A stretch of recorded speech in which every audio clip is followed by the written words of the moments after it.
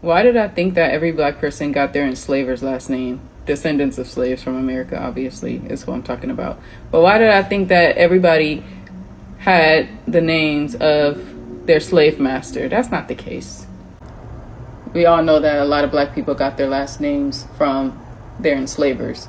But what I didn't know was a lot of the common names, Carter, Smith, Taylor, those all came from black people's ancestors' occupations.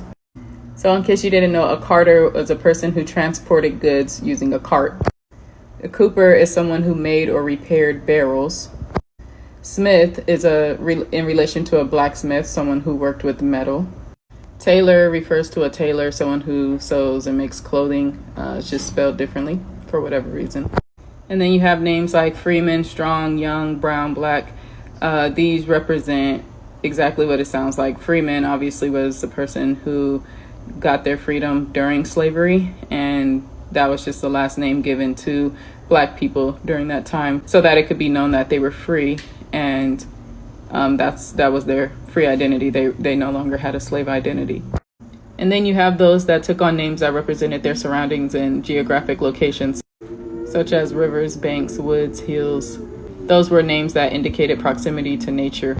Strong is just like it sounds, most likely identifying a person of that stature who portrayed inner strength as well as physical strength.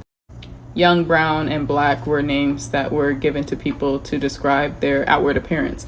If they looked young, if they were brown, if they were black, those were the names that stuck and were passed down in the family line.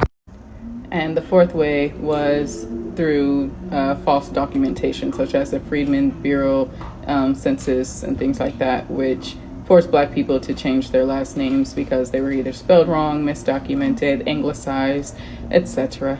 And others, after emancipation, rejected their last names and chose their own last names. However, they chose names such as Washington, Lincoln, after predominant figures of their time, which was ironic because, obviously some of them owned slaves, but they still felt some type of prestige to the name and wanted to take after them, rejecting their enslavers.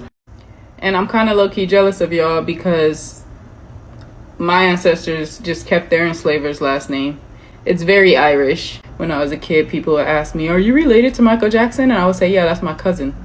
And he low-key might be. Who knows? I don't know. It's a cool name, but it's just not, we're not connected to our roots. However, it is cool.